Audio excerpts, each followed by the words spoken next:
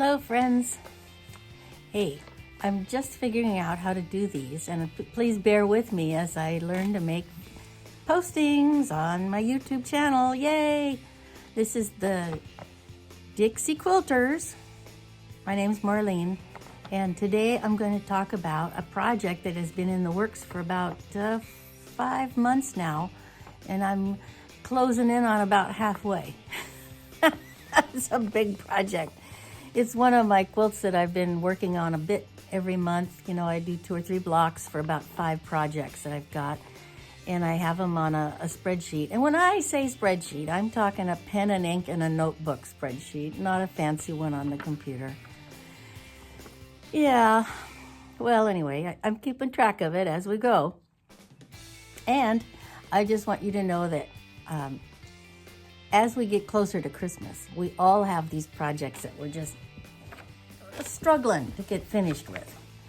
And I've been working on a lot of those over the last few days. And especially I finished my Frosty the Snowman one. Let me show you that. So you can see old Frosty. I think his eyes are a little too close together, or maybe they're too... Well, I got to work on his eyes. See, his face just sort of looks wonky. Nose looks okay, and those little buttons look great. Well, we're going to get him done eventually. Don't worry, we will get him done. Maybe not this year, though. Do you have projects like that, too? I tell you. Okay, so today's installment is on a project called Winging a Prayer. Well, Winging a Prayer is the company who designed it, and the name of the project is Paradise. Isn't that gorgeous? And it's here. Name with Winging a Prayer, Paradise, and it's copyright 2024, so it's like a brand new design. Really cool. And I love the fabrics. Absolutely love the fabrics. I'm not used to working with batiks, and they have a different feel to them. They're not as silky feeling. But I think it's because of the dye, and I've been reading up on it, and it will soften up as you wash it a few times. Or as my friends in Canada would say, wash it. But you wash it, you know. So going forward, let me show you what I've been working on, okay? Or do you want to see the fabrics first? Which one? Let's look at the fabrics first. They're more fun. Okay, hold on. This is what we're going to go for. This is the end result eventually, right? Okay, hold on. This is what I did to help keep track of what I was doing with fabrics. Because this pattern, I don't know if I mentioned it, this was in a block of the month project, and it's being offered by a number of the big websites. And I was appalled at how much it cost. And then I noticed that Reb's Fab Stash had it on one of their lives, and they only had like a few. So I grabbed it because it was like less than half of what it was gonna cost me to do it as a block of the month. So I bought it all at once, but it comes with a black and white pattern, and then all the fabrics. So I had to make a cheat sheet to help me remember what was fabric number 7, what design was, you know, blah, blah, blah. And so I also put their SKU numbers on it, make sure I could find them again if I needed to. And these are all, let me think, the name of the fabrics are, I believe, Timeless Treasure.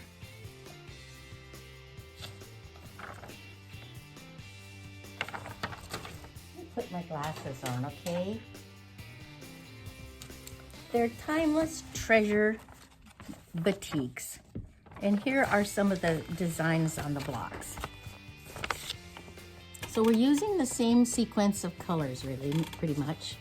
And then we have these darker ones, and you'll see when I show you the ones we've completed that I have most of these light ones done, and I believe 3 or 4 of the darks.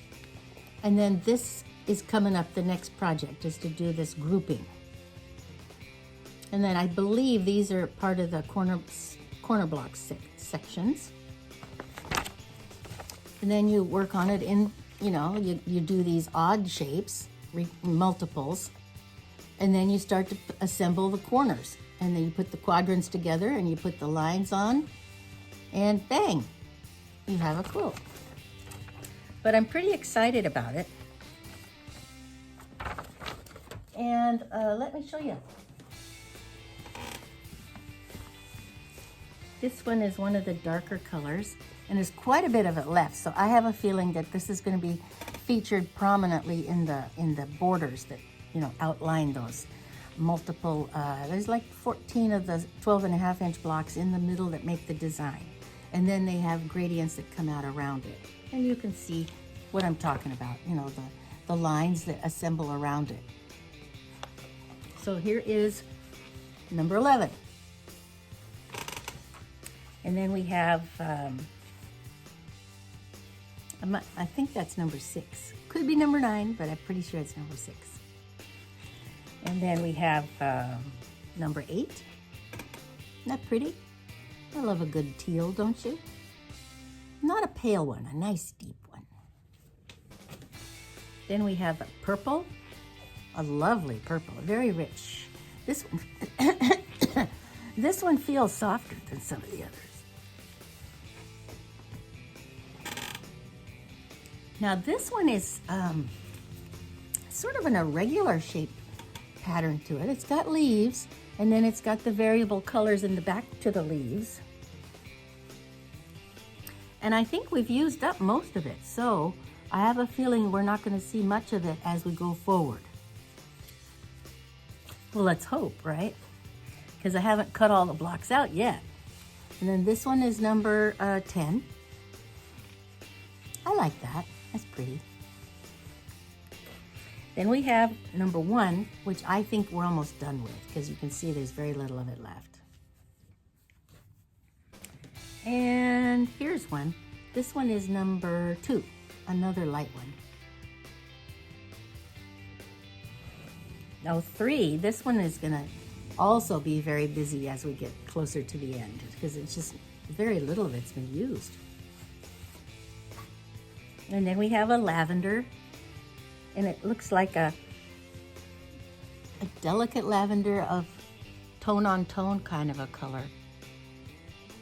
Do you see what I mean? A jelly bean. And here is a swirl, lovely swirl. Number 5. And a darker, 7. It almost is like the fabrics were made for the pattern. I wonder if is that how they do that? I think we already did these. Did we? I think we did. And then this one is that beautiful dark one. I like that the best. Okay, so those are the plain fabrics. And then I keep them in a pizza box. Yes, I do. See, my pizza box. Nice size to put these blocks in. It'll hold up to like a 14-inch block without, maybe 15 or 16. These 20-inch blocks, 21-inch blocks are just not fitting though in this other project. So here is a dark, one of the dark configurations. I think there's 4 or 5 of those. And there's 4 or 5 or 6 of these lighter ones.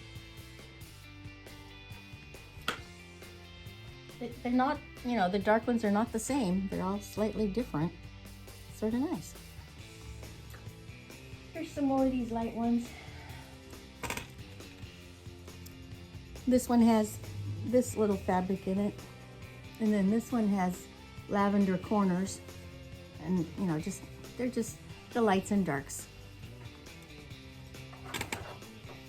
So you can see there's 12 of these, and I think 5 of them are dark and the rest are the lighter ones. And then we're on step number, I think, 13.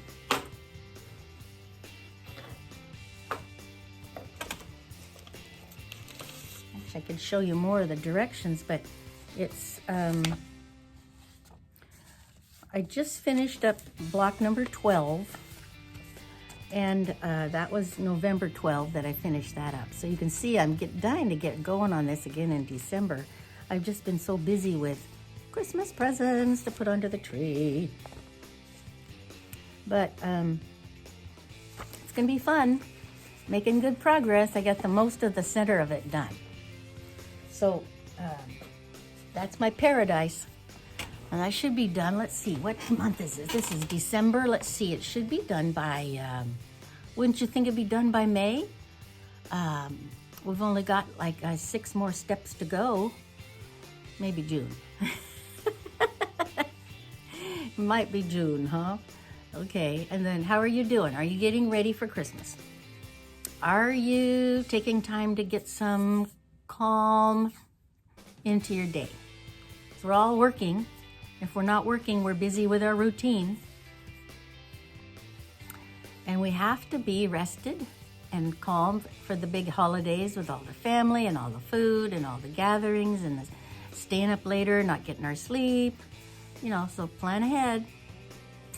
I know, I just made a barley soup today, and it was in a kit from a farmer's market type of a store. And it was barley and lots of dried vegetables that came in a packet, and then some spices and things. And primarily, you just added all of that to water and then put in a can of, I think, minced canned tomatoes. I put in fire roasted tomatoes. And then I added a bunch of more things in my vegetable tray. What's in your vegetable tray today? You know, I put in green peppers and cabbage and zucchinis and onions and garlic, and I had some fresh tomatoes that are just slowly ripening on the counter in the kitchen, and I've either put them in my dryer to make them into dried slices to use in soups later this winter, or I'm trying to learn about, they take the dried tomatoes and then they grind them up into a powder and then they put that in their soup. So I'm trying to decide whether to proceed with that idea, but right now I'm just making dried tomato rounds. And oh, this is a humorous on the side. My daughter asked me to make some citrus garlands. You know how you take the rounds of the oranges, you dry them, and then you string them with a twine. Well, I wanted to use color too, so I put my dried tomato rounds in the middle there, so there'd be red and gold, and orange, and you know. She said, "Mom, I've never seen that before." But she did let me put them on her tree, so that's good. Okay, so we had the barley soup, which was fabulous. I've been eating on that for 2 days. It's absolutely marvelous. I had it for breakfast even. That's how good it is. And then we had the orange garlands and drying fruits, and I'm learning to do a few things like that. My first effort at making fruit leather, oh, you'd have to laugh. Oh my gosh. I took blackberries out of the freezer and just put them in and made a puree out of them. See, there's some of these big fat blackberries that are just marvelous when they're fresh. And then I whizzed them up in the food processor blender and then poured them out on the trays to dry them. Well, blackberries have lots of seeds in them. And it was just, none of the kids, and nobody wanted to eat that fruit leather because it was like 90% seeds and 10% fruit. It was horrid. But the next time I decided we're going to use blueberry puree or raspberries. We have a lot of those things in the freezer, so I'm just going to make purees out of those guys and put some apples in for the pectin and then dry that. And that turned out really well. The kids ate that. So that was fun. And let's see. Oh, my next project that I have to get done to put under the tree, the last one.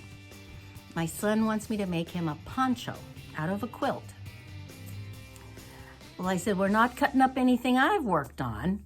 And he says, oh, no, there's that one, Mom, on my, there's that one that it came from the store, and it's, so I went and dug it out because he's in another state, and I went and found it and got it cleaned. And it was one from a store, you know, it was dark colors and thin. And so I thought, well, that could be a poncho. And so I've been watching YouTube videos on how to fold it in fourths and then just take out a certain area for the neckline, not Some people made it so big that it was like down here, and I'm going, that wouldn't keep you warm. So I'm gonna make a small neckline. Then I'm gonna put a cut down the middle so I can put some of those toggles that hold together there. And I have to allow for enough to put a hood on it. And I said, honey, do I suppose men wear ponchos now? And he says, well, yes. And I said, okay, well, all I remember is Clint Eastwood wearing ponchos in The Good, Bad, and the Ugly and those other spaghetti westerns he was in.